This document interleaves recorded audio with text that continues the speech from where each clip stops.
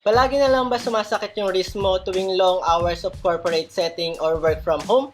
Or hindi kaya naman online class? Baka nasa mouse mo na yan.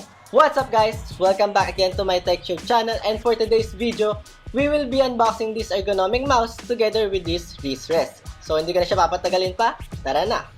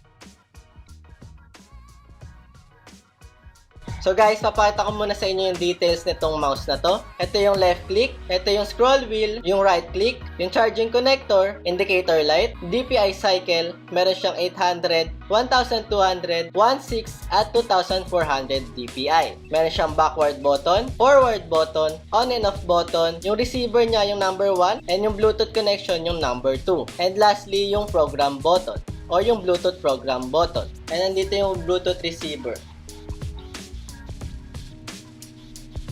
Sa dami ng benefits ng ergonomic mouse na to, may tatlo na lang akong i-share sa inyo. So una guys, to keep our forearm and wrist at neutral rest position, which minimize muscle use. Second is to prevent carpal tunnel syndrome. So what is carpal tunnel syndrome?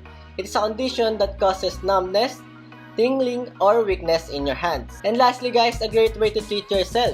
Syempre guys, we need to take care of ourselves. Diba, deserve mo naman na magkaroon ng comfy na workstation. At syempre, kapag maayos nga yung station natin or workstation, mas magiging energized tayo or magiging productive sa mga ating ginagawa. So, ayun lang naman guys for the benefits of this ergonomic mouse, at marami pa talaga sila actually. And now, let's talk about my experience with this mouse. At first, nakapanibago syempre guys kasi hindi naman to yung usual mouse na ginagamit ko. But eventually, mas nagiging komportable na akong gamitin to kaysa dun sa dati kong mouse. Mas madali na rin mag-switch from one device to another guys kasi nga, syempre may physical button na siya dun sa likod or sa ilalim ng mouse na to. And guys, make sure to get the right size of the mouse na gagamitin and refer na lang kayo dito.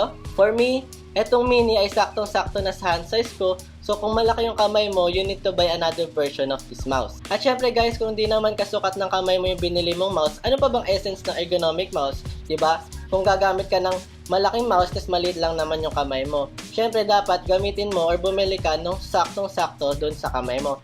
Syempre para maiwasan na rin yung pagkaroon ng wrist strain or para hindi ka mahirapang gamitin to. And guys, for me, hindi ko alam kung good for gaming ba siya. Only for casual and photo and video editing, pwede na siya. So guys, kung naghahanap kayo ng budget friendly at ayaw gumastos ng mahal na ergonomic mouse, pwede na to. So that's it guys for our review of this deluxe ergonomic mouse. If you like this video, don't forget to like and subscribe, and see you on the next one.